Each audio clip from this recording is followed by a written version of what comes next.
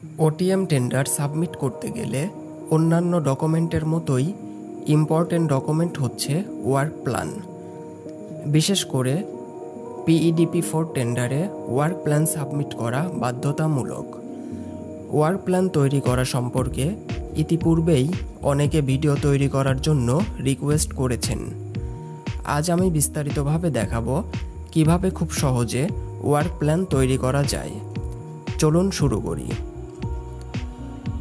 ভিডিওটি শুরু করার পূর্বে একটি রিকোয়েস্ট করব, ইজিপি সম্পর্কে সর্বশেষ আপডেট সবার আগে পেতে এখনই ক্রিয়েটিভ আইটি সলিউশন চ্যানেলটি সাবস্ক্রাইব করুন এবং ভিডিওটি আপলোডের সাথে সাথে পেতে বেল আইকনে ক্লিক করে অল নোটিফিকেশন অন করে রাখুন।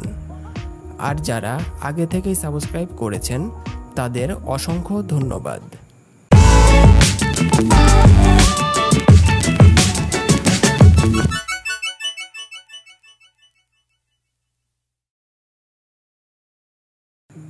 প্রথমে ইজিপি ওয়েবসাইটে প্রবেশ করতে হবে এবং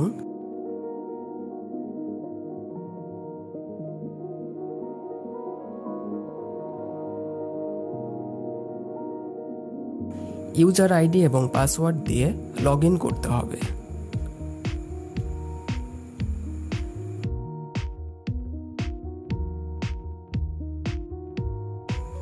টেন্ডার থেকে অল টেন্ডারসে প্রবেশ করছি এবং যেই টেন্ডারের জন্য ওয়ার্ক প্ল্যান তৈরি করতে হবে সেই টেন্ডারের আইডি লিখে সার্চ বাটনে ক্লিক করছি। টেন্ডারটি আসলে টেন্ডার টাইটেলে ক্লিক করে নোটিশটি ওপেন করে নিচ্ছি।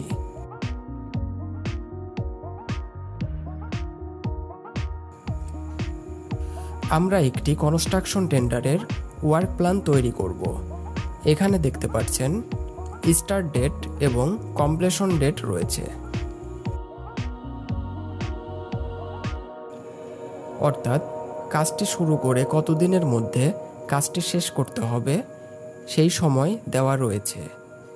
এই সময় অনুযায়ী আমাদের কাজের ওয়ার্ক প্ল্যানটি তৈরি করতে হবে। আমরা মাইক্রোসফট এক্সেলে ওয়ার্ক প্ল্যানটি তৈরি করব, সেই জন্য মাইক্রোসফট এক্সেল ওপেন করে নিচ্ছি। পেজ সেটআপটি করে নিচ্ছি। প্রথমে মার্জিনটি ন্যারো করে নিচ্ছি, পেজটি ল্যান্ডস্কেপে করে নিচ্ছি এবং লিগ্যাল সাইজে করে নিচ্ছি।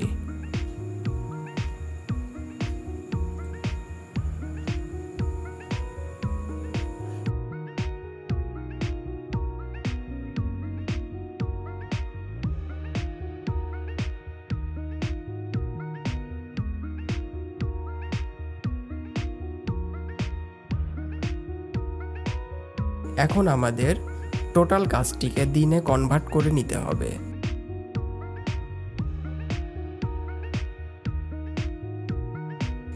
যেহেতু এটি অনেক দিনের কাজ, তাই এক একটি কলাম 15 দিনে ভাগ করে নিচ্ছি।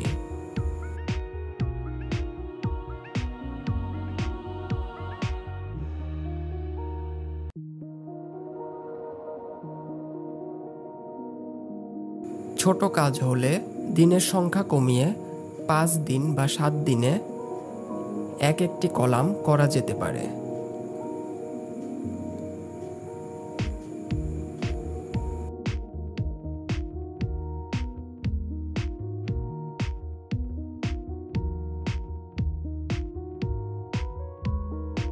ওয়ার্ক প্ল্যানের রো এর হেডারগুলো লিখে নিচ্ছি।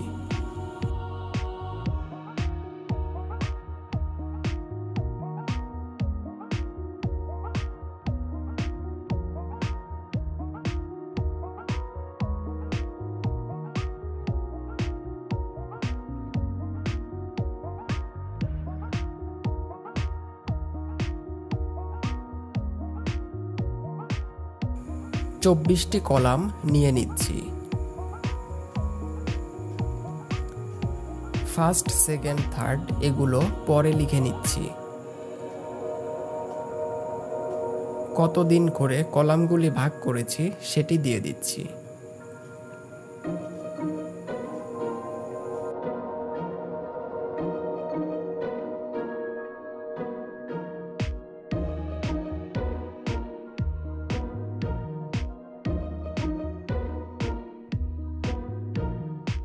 এবং রিসাইজ করে নিচ্ছি।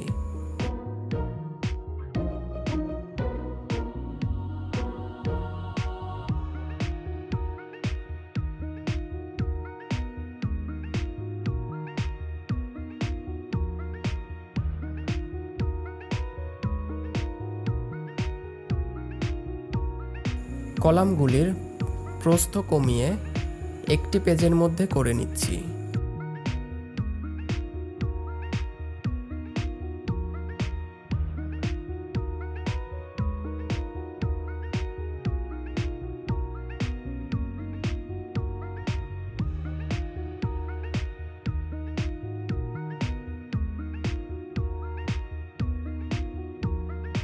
ফার্স্ট, সেকেন্ড, থার্ড এগুলো লিখে নিচ্ছি।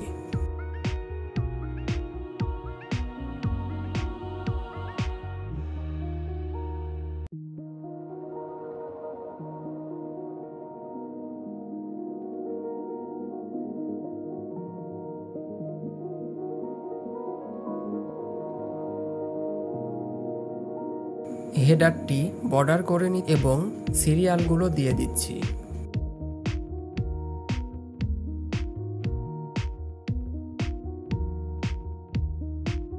এখন নোটিসে ফিরে যাচ্ছি এবং ডকুমেন্টে ক্লিক করছি। ভিউ ডকুমেন্টে ক্লিক করছি। বিল অফ কোয়ান্টিটির ফর্মটি ওপেন করছি।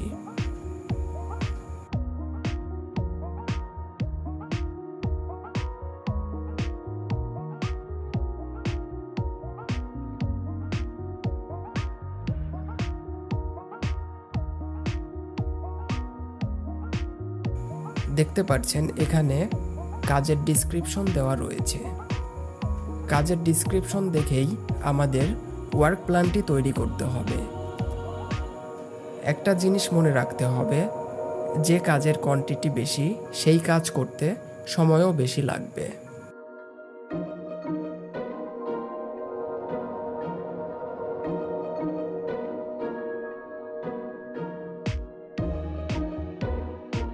ডেসক্রিপশন থেকে কাজের নামগুলো কপি করে এক্সেলে বসিয়ে দিচ্ছি। প্রথমে প্রিপারেশন ওয়ার্কটি বসিয়ে দিচ্ছি।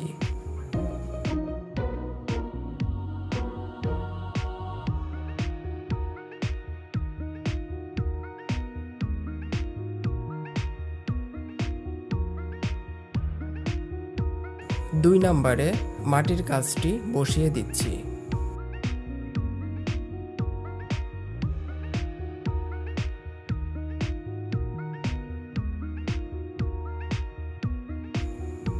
তিন নম্বরে স্যান্ড ফিলিং বসিয়ে দিচ্ছি।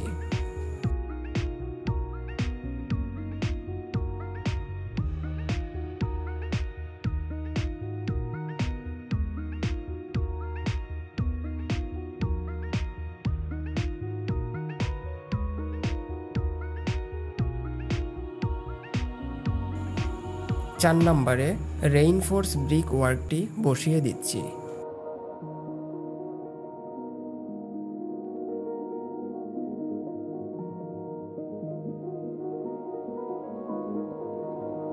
এরপরে আরসিসির কাজ রয়েছে।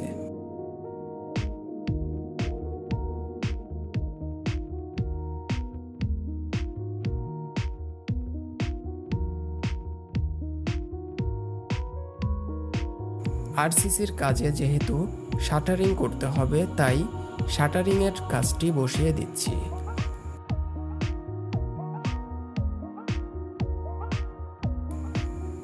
কিছুটা রিসাইজ করে নিচ্ছি।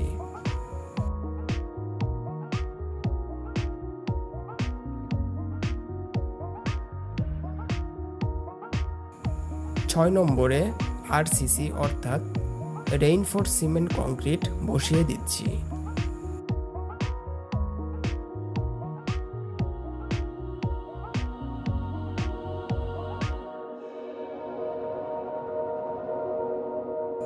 সাত নম্বরে ব্রিক ওয়ার্কটি বসিয়ে দিচ্ছি।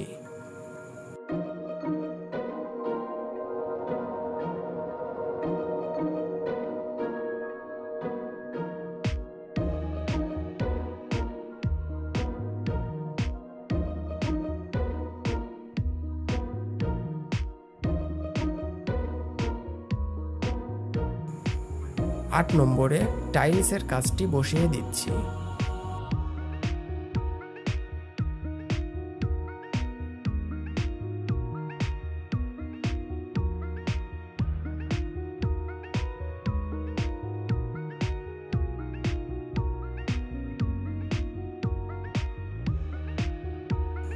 নয় নম্বরে প্লাস্টারের কাজটি বসিয়ে দিচ্ছি।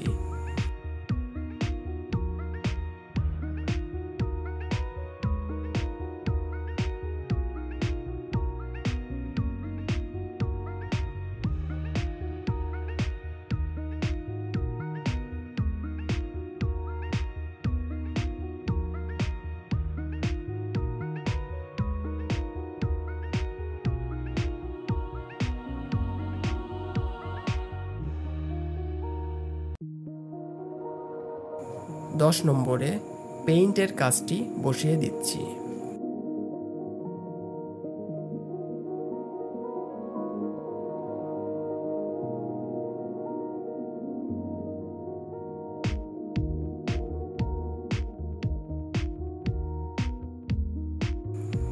এগারো নম্বরে স্যানিটারির কাজটি বসিয়ে দিচ্ছি।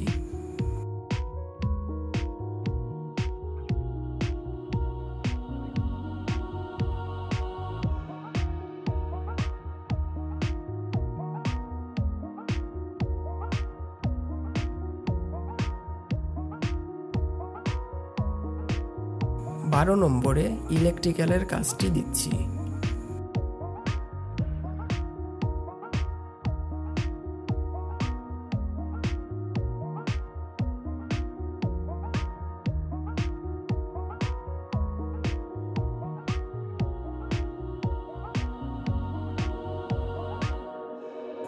13 নম্বরে ল্যান্ড ডেভেলপমেন্টের কাজটি দিচ্ছি।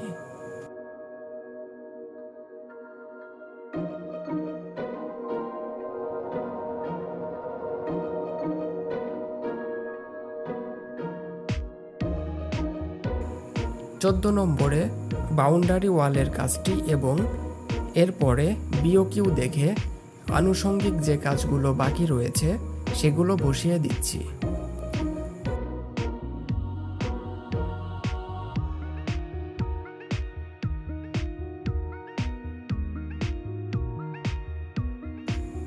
যেহেতু ছোট কাজগুলি স্কিপ করা হয়েছে তাই সবশেষে আদার ওয়ার্কসের জন্য আলাদা একটি ঘর নিচ্ছি।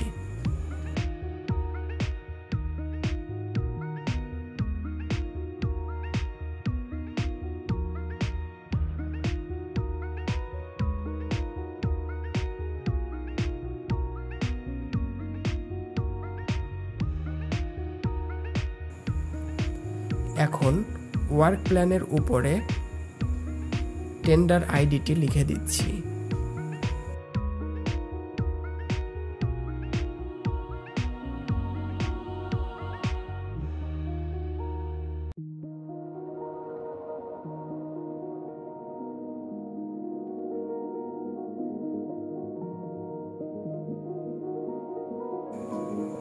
কাজের নামটি দিচ্ছি।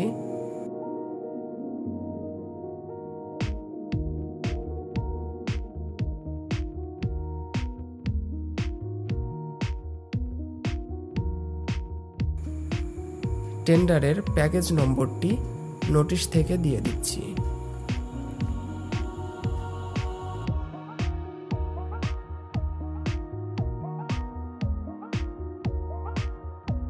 এখন ইম্পর্টেন্ট কাজটি করতে হবে, অর্থাৎ কোন কাজটি করতে কতটা সময় লাগবে সেটি মার্ক করে দিতে হবে। সেই জন্য অবশ্যই বিল অফ কোয়ান্টিটির ফর্মটি দেখে কোয়ান্টিটিগুলো দেখে সময় দেখাতে হবে। ওয়ার্ক প্ল্যানটিতে আমরা কাজের সময়গুলি বোঝার সুবিধার্থে বিভিন্ন কালারে মার্ক করে দেখাচ্ছি। এখানে কালার না দিয়ে সাদা কালো করে দেখালেও সমস্যা নাই।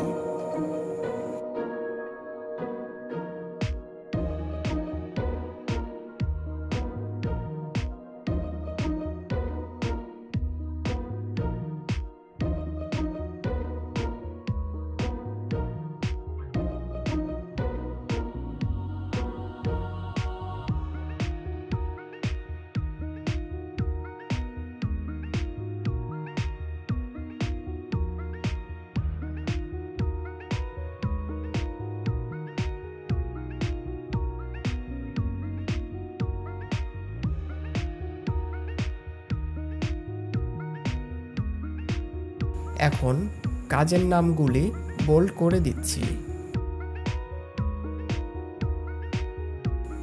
রো হাইট কিছুটা বাড়িয়ে পেজের সমান করে নিচ্ছি। পুরো ওয়ার্ক প্ল্যানটি বর্ডার দিয়ে দিচ্ছি। হেডারের কালারটি পরিবর্তন করে দিচ্ছি এবং কিছুটা মডিফাই করে দিচ্ছি।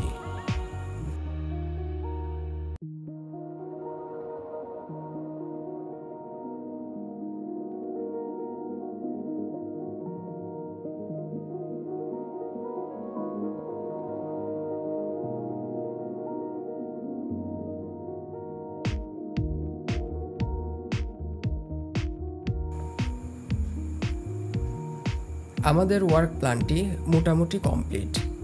এখন এটি সেভ করে নিতে হবে।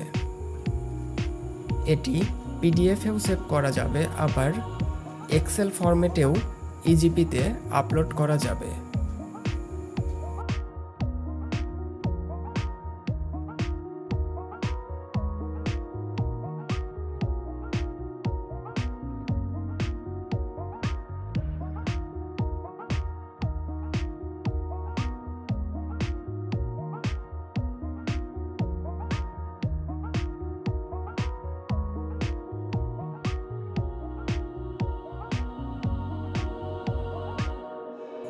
ওয়ার্ক প্ল্যানের নিচের দিকে কোম্পানির সিল এবং প্রোপাইটারের সিগনেচার দিয়ে দেওয়া যেতে পারে। এভাবেই আমরা খুব সহজে ওয়ার্ক প্ল্যান তৈরি করে নিতে পারি। ভিডিওটি ভালো লাগলে অবশ্যই একটি লাইক করবেন এবং একটি কমেন্ট করবেন। সেই সাথে ভিডিওটি আপনার বন্ধুদের সাথে শেয়ার করবেন। পরবর্তী ভিডিওতে আমরা RFQA টেন্ডার কিভাবে সাবমিট করতে হয় সেটি দেখাবো। সেই পর্যন্ত ভালো থাকুন। ভিডিওটি দেখার জন্য অসংখ্য ধন্যবাদ।